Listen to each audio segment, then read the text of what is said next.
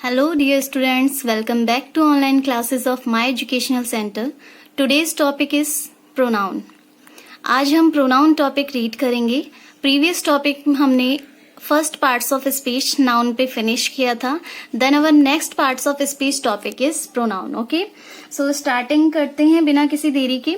Pronoun होता क्या है?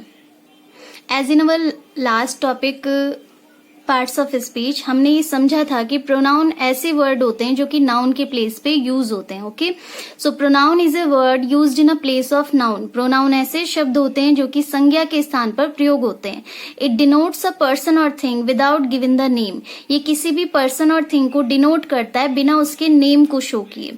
अब ये बिना नेम के कैसे शो करता है? जैसे कि आपने पढ़ा है कि संज्ञा जो है यानी नाउन जो है वो किसी भी पर्टिकुलर किसी भी नेम को कहा जाता है. अब वो पर्सन नेम हो, थिंग नेम हो, non living thing, living thing, special substance name, किसी भी तरीके का नेम हो वो नाउन होता है. संज्ञा एक तरीके का नाम है.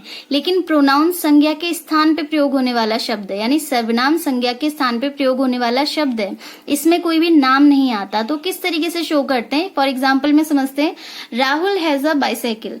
राहुल के पास एक बाइसाइकिल है.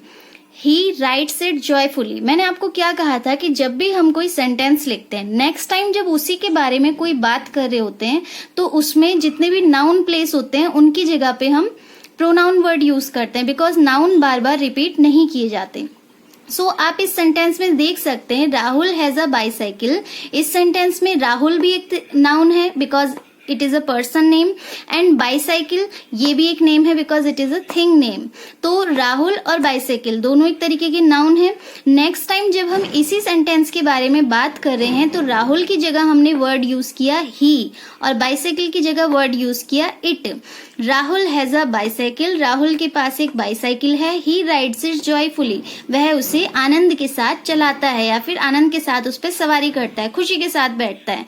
तो ही और इट जो वर्ड हैं ये यहाँ पे प्रोनाउन वर्ड है because these words are use in the place of a noun. Okay, I hope आप समझे होंगे. बहुत इजी टॉपिक है. आगे बढ़ते हैं टाइप्स ऑफ प्रोनाउन पे. तो देखिए सबसे पहले आपको ये समझना है कि टाइप्स ऑफ प्रोनाउन जो है हमारे, यानी जो हमारे प्रोनाउंस हैं वो किस तरीके से डिस्ट्रीब्यूट होते हैं. हर प्रोनाउन की अपनी एक क्वालिटी होती है, अपनी एक खासियत होती है जिसकी वजह से ये अलग अलग तरीके से बांटे जाते हैं या फिर डिवाइडेड होते हैं. ठीक है, तो हम यहाँ पे सबसे पहले नेम पढ़ते हैं और उसके बाद वन बाय वन इनको डिफाइन करेंगे कि ये प्रोनाउन है क्या. The types of pronoun are first personal pronoun, second interrogative pronoun, third demonstrative pronoun, fourth indefinite pronoun, fifth reciprocal pronoun, sixth relative pronoun, seven possessive pronoun, eight reflexive pronoun and nine distributive pronoun. So these are the 9 type of pronoun. So अब हम one by one इनके बारे में details में पढ़ते हैं. Okay, starting with our first pronoun, which is personal pronoun. A pronoun which stands for a person or thing. Personal pronoun इस तरीके के प्रोनाउन होते हैं जो किसी भी पर्सन और थिंग के लिए स्टैंड करते हैं. मीन्स इनको हिंदी में व्यक्तिगत या फिर पुरुषवाचक सर्वनाम के नाम से भी जाना जाता है, जिसमें किसी भी व्यक्ति या वस्तु की ओर संकेत किया जाता है. जैसे she is my elder sister. वह मेरी बड़ी बहन है. तो यहाँ पे मेरी बड़ी बहन है, मेरी बड़ी बहन की तरफ संकेत हो रहा है, तो ये व्यक्तिगत हो गया. You eat it. तुम इसे खाओ. तो इसे यहाँ पे मतलब पर्टिकुलरली किसी व्यक्ति वस्तु की ओर संकेत करते हैं. वो व्यक्तिगत सर्वनाम या फिर पुरुषवाचक सर्वनाम के रूप से जाने जाते हैं. मैं अगर आपको इनके फॉर एग्जाम्पल वर्ड्स बताऊं तो me, mine, it, they, we, him, ये सारे वर्ड्स एक तरीके से पर्सनल प्रोनाउन के अंदर आते हैं. ओके, तो ये आप ध्यान रखेंगे कि पर्सनल प्रोनाउन में किसी व्यक्ति, वस्तु, इस तरीके की चीजों को संकेत किया जाता है. Second, interrogative pronoun. A pronoun which is used to ask question. ऐसे प्रोनाउन, ऐसे सर्वनाम जो किसी प्रश्न को पूछने के लिए यूज्ड होते हैं, यानी कि किसी क्वेश्चन को पूछने के लिए प्रयोग में आते हैं. जैसे कि what is your name, who broke the glass. आपका नेम क्या है, तो यहाँ पे व्हाट इज क्या. हु ब्रोक द ग्लास, ये ग्लास किसने तोड़ा, तो किसने यानी हु. तो what, who, which, where, when, ये जितने भी वर्ड्स हैं क्वेश्चन वर्ड्स, इन सबको हम इंटेरोगेटिव प्रोनाउन में यूज करते हैं. ओके, तो ये थे हमारे 2. अब हम नेक्स्ट बढ़ते हैं थर्ड प्रोनाउन में. सो थर्ड हमारा प्रोनाउन है demonstrative pronoun, a pronoun which is used to indicate specific person और थिंग। ऐसा सर्वनाम जो किसी भी व्यक्ति वस्तु को स्पेशली इंडिकेट करता है। इसको हम निश्चयवाचक सर्वनाम भी कहते हैं हिंदी में, यानी कि ये निश्चित रूप में किसी भी एक चीज को संकेत करता है, यानी कि इंडिकेट करता है। आप इसको दूसरे शब्दों में कह सकते हैं a pronoun which is used to point out a specific person. किसी भी पर्सन को पॉइंट आउट करने के लिए, इंडिकेट करने के लिए ये प्रोनाउन यूज होता है डिमॉन्स्ट्रेटिव। जैसे दोज आर चेयर्स, वे चेयर्स हैं। अब हमारे पास कई चीजें रखी हैं, हम उनमें से किसी को इंडिकेट कर रहे हैं कि दोज आर द चेयर्स, मतलब जहां पे आपको बैठना है वो है वो कुर्सियां।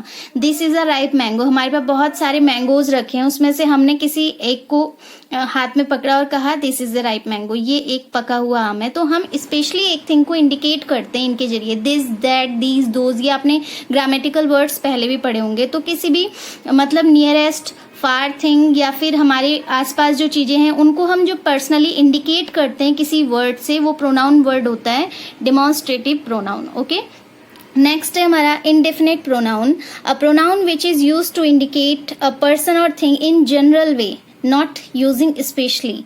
एक ऐसा प्रोनाउन वर्ड जो कि किसी भी व्यक्ति या वस्तु को जनरली इंडिकेट करता है, नॉर्मल तरीके से इंडिकेट करता है, मतलब स्पेशली नहीं, उसे हम इंडेफिनिट प्रोनाउन कहते हैं। इसको अनिश्चयवाचक सर्वनाम भी कहा जाता है, मतलब इसमें कोई निश्चित रूप से इंडिकेशन नहीं होती है, पॉइंट आउट नहीं करते हैं, बट एक जनरल वे में किसी भी चीज को हम इंडिकेट कर रहे होते हैं। जैसे some of the students are nonsense, ये हम कब यूज करते हैं? जैसे हम एक क्लास में पढ़ा रहे हैं, कुछ बच्चे बहुत ज्यादा नॉइस कर रहे हैं, बहुत ज्यादा हल्ला मचा रहे हैं, टीचर्स के बोलने पे भी नहीं मान रहे हैं, तो उस टाइम पे क्लास में टीचर क्या बोलते हैं कि some of the students are nonsense, कुछ बच्चे नॉनसेंस होते हैं, मूर्ख होते हैं। तो वो कुछ बच्चे किस बच्चों के लिए बोल रहे हैं हमें नहीं पता, लेकिन वो इंडिकेट कर रहे हैं कुछ बच्चों को। तो सम यहाँ पे जो वर्ड है वो एक जनरल वे में इंडिकेट कर रहा है स्टूडेंट को। She will try to think of somebody, वो किसी भी व्यक्ति के बारे में सोचेगी। तो यहाँ पे किसी भी व्यक्ति के बारे में ये नहीं इंडिकेट किया है कि किसके बारे में, that person, this person, those person, कुछ नहीं, बट समबडी, किसी के बारे में। तो जनरल वे में जब हम इस तरीके से इंडिकेशन करते हैं किसी भी व्यक्ति वस्तु को, तो वहां पे हमारे इनडेफिनिट प्रोनाउन का यूज होता है। ठीक है, 1 2 3 4 प्रोनाउन के बाद नेक्स्ट हमारा fifth pronoun, reciprocal pronoun. So this is our fifth pronoun. A pronoun denote the person or thing. ऐसे प्रोनाउन जो कि डिनोट करते हैं किसी पर्सन और थिंग को, दैट इंडिकेट ईच अदर, जो कि आपस में एक दूसरे को इंडिकेट कर रहे हो, यानी एक दूसरे को इंडिकेशन दे रहे हो। For example, the two friends help each other, दो दोस्तों ने हेल्प की यानी मदद की, किसकी? एक दूसरे की। तो वो दोनों फ्रेंड्स आपस में एक दूसरे को इंडिकेशन दे रहे हैं। समझ में आ रहा है?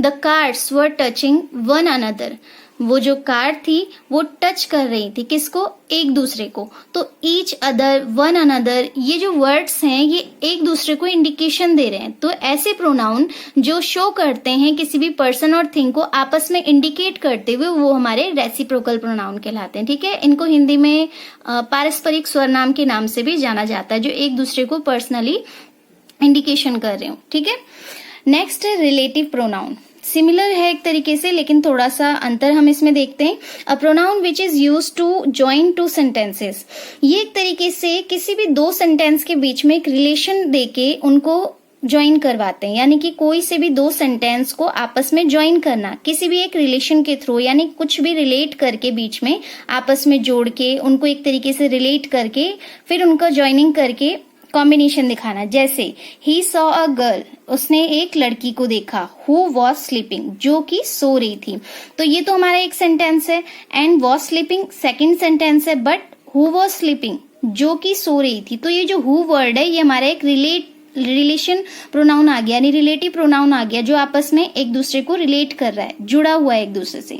The car which is red is very costly, अब the car is very costly, हम सिंपली कह सकते थे कि कार बहुत ज्यादा महंगी है, but the car which is red, car जो कि रेड थी वो बहुत कॉस्टली है। तो यहाँ पे जो वर्ड हुआ विच इज, ये विच वर्ड हो गया हमारा रिलेटिव प्रोनाउन, क्योंकि रिलेट कर रहा है किसको? रेड कार को। यहाँ पे एक लड़की को इंडिकेट किया जा रहा है, किस लड़की को, जो कि सो रही है। तो रिलेटिव प्रोनाउन एक तरीके से इंडिकेशन ऐसे वर्ड्स को देते हैं जो किसी से रिलेट कर रहे हो, यानी कि किसी से जुड़े हुए हो। समझ में आ रहा है? तो यहाँ पे इनको हम हिंदी में संबंधवाचक भी कहते हैं सर्वनाम। तो वो किसी ना किसी से संबंध शो करते हैं, यानी कि दिखाते हैं कि हाँ वो एक दूसरे सेंटेंसेस में आपस में कनेक्ट हैं। ठीक है, नेक्स्ट पढ़ते हैं 7 pronoun. So the 7 number pronoun is possessive pronoun, a pronoun that show position on a person or thing.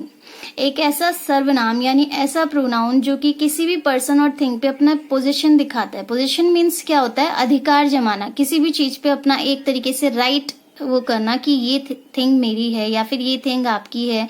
ये कोई भी वस्तु, व्यक्ति के लिए जब हम कोई भी चीज एक पोजीशन के साथ, एक अधिकार के साथ शो करते हैं तो वहां पे हमारा पोजेसिव प्रोनाउन यूज होता है। For example, the watch is his, यहाँ मैंने अंडरलाइन नहीं की है, द की लाइन है। द वॉच इज हीज, ये घड़ी उसकी है, तो यहाँ पे उसका एक अधिकार है उस पे। द बुक इज माइन, ये किताब मेरी है, तो मेरा अधिकार है उस बुक पे। तो इस तरीके से ऐसे प्रोनाउन वर्ड जो कि किसी भी चीज में अपना एक अधिकार दिखाते हैं, एक पोजीशन दिखाते हैं, एक राइट दिखाते हैं, तो वो हमारा पोजेसिव प्रोनाउन के अंदर आता है। ठीक है, next 8 number reflexive pronoun, a pronoun in which the action of the subject reflexes back to the subject itself. ऐसा प्रोनाउन वर्ड जिसमें सब्जेक्ट का जो एक्शन है, यानी जो भी हमारा सब्जेक्ट है, सब्जेक्ट मीन तो आपको पता होगा कर्ता, जो भी हमारा सब्जेक्ट है उसका जो एक्शन है वो रिफ्लेक्स बैक करता है दोबारा सब्जेक्ट पे ही। यानी जो भी बात कही जा रही है वो सब्जेक्ट से उठती है और दोबारा सब्जेक्ट पे ही रिफ्लेक्ट बैक करती है, तो वो हमारी रिफ्लेक्सिव प्रोनाउन के अंदर आती है। फॉर एग्जाम्पल से हम समझते हैं, अ गर्ल इंजर्ड हरसेल्फ, एक लड़की ने खुद को इंजर्ड किया, यानी कि खुद को एक तरीके से चोटिल किया, घायल किया। तो यहाँ पे आप देख रहे हैं कि लड़की हमारा सब्जेक्ट है, अब हरसेल्फ दोबारा उसी पे ही बात आ गई, यानी लड़की ने खुद को ही इंजर्ड किया। तो हरसेल्फ जो वर्ड है वो एक तरीके से रिफ्लेक्सिव प्रोनाउन है, बिकॉज ये रिफ्लेक्स बैक कर रहा है सब्जेक्ट पे। I am punishing my self for my bad behaviour, मैं खुद को पनिश कर रही हूँ, तो मेरी ही बात हो रही थी और खुद को ही दोबारा से जो माई सेल्फ वर्ड है वो भी सब्जेक्ट को इंडिकेट कर रहा है और आई भी सब्जेक्ट को इंडिकेट कर रहा है। तो यहाँ पे आप देख सकते हैं, I am punishing my self for my bad behaviour, मैं खुद को पनिश कर रही हूँ मेरे बैड बिहेव के लिए। तो यहाँ पे ये जो भी हमने वर्ड्स देखे, हर सेल्फ, माई सेल्फ, वो किसको इंडिकेट कर रहे हैं? लड़की थी तो हर सेल्फ हमने लिखा, यानी सब्जेक्ट को ही इंडिकेट कर रहा है लास्ट में आके दोबारा से प्रोनाउन। ऐसे यहाँ पे आई को इंडिकेट कर रहा है, यानी सब्जेक्ट को इंडिकेट कर रहा है प्रोनाउन। तो दोबारा से समझ लीजिए, इस तरीके के प्रोनाउन वर्ड जिनमें कि सब्जेक्ट का जो एक्शन है वो रिफ्लेक्स बैक करता है दोबारा सब्जेक्ट पे ही। समझ में आ रहा है? तो वो कहलाता है हमारा reflexive pronoun. And the last pronoun is 9 distributive pronoun. Last pronoun distributive pronoun जो कि हमारा 9th नंबर पे है। A pronoun that show the person और thing are taken one at a time और इन अ सेपरेट ग्रुप। ऐसे pronoun word जो कि शो करते हैं कि हमने किसी भी पर्सन और थिंग को एक टाइम में यूज किया है या फिर सेपरेट ग्रुपिंग में यूज कर रखा है। किसी भी पर्सन और थिंग को वन टाइम में यूज करना या फिर सेपरेट ग्रुपिंग बना के यूज करना, वो इस प्रोनाउन के अंदर आता है। डिस्ट्रीब्यूटिव का मीन्स ही होता है डिस्ट्रीब्यूट करना, एक तरीके से बांटना। अब वो बांटना एक एक करके भी हो सकता है या फिर ग्रुपिंग में भी हो सकता है। आप क्लासेस में बैठते हैं, आपके ग्रुप सेक्शंस होते हैं, section A, section B, section C, या फिर कभी कभी हम क्लास में अगर ऐसे बच्चों को चुन रहे जो बहुत ही ज्यादा हायर लेवल पे बहुत अच्छे से पढ़ाई करते, तो yes you are the best, you are the better, you are the good, तो हम एक एक करके भी डिस्ट्रीब्यूट करते हैं और कभी कभी ग्रुपिंग में भी। तो डिस्ट्रीब्यूटिव प्रोनाउन के अंदर ऐसे वर्ड्स आते हैं जो कि कभी एक टाइम में किसी को शो कर रहे होते हैं और कभी सेपरेट ग्रुपिंग में। एग्जाम्पल से समझते हैं, no one dares play here, किसी की भी हिम्मत नहीं है यहाँ पे खेलने की। तो यहाँ पे क्या बोल रहे हैं? किसी की भी, तो किसी भी एक व्यक्ति की भी बात हो रही है और अलग से भी हम कह रहे हैं, यानी किसी की भी हिम्मत नहीं है, तो किसी भी एक व्यक्ति की भी यहाँ पे हिम्मत नहीं है खेलने की। Each of the girl were in blue, प्रत्येक लड़की यानी हर एक लड़की वहां पे ब्लू ड्रेस में थी। तो हर एक लड़की, यानी यहाँ पे ग्रुपिंग में बात हो रही है, एक तरीके से सेपरेट ग्रुप कर रखा है कि हर एक लड़की यहाँ वहां पे ब्लू ड्रेस में थी। और no one dares play here, किसी की भी हिम्मत नहीं यहाँ पे खेलने की। तो ये जो वर्ड्स हैं नो वन, ईच, ये एक तरीके के वर्ड्स हैं जो कि डिस्ट्रीब्यूट कर रहे हैं, किसी भी एक पर्सन को भी और ग्रुपिंग को भी। समझ में आ रहा है? तो यहाँ पे हमारे ये वर्ड आते हैं डिस्ट्रीब्यूटिव प्रोनाउन के नाम से। ये थे हमारे 9 टाइप ऑफ प्रोनाउन जो हमने 1 बाय 1 पढ़े। Personal, demonstrative, indefinite, distributive, possessive, relative, reflexive, जितने भी हमने प्रोनाउन पढ़े, आई होप आपको ये सब अच्छे से समझ में आए हों। अगर आप दोबारा वीडियो के थ्रू कुछ समझना चाहते हैं, अपनी कॉपी में इनको लिखना चाहते हैं, तो आप वीडियो बैक करके लिख सकते हैं। और आई होप आपको मेरे वीडियोस क्लियरली समझ में आते हों जो भी मैं आपको बताती हूँ। और प्लीज अगर वीडियोस आपको पसंद आ रहे हैं तो यहाँ पे स्टे ट्यून्ड रहिए और सारे वीडियोस टाइम टू टाइम देखते रहिए।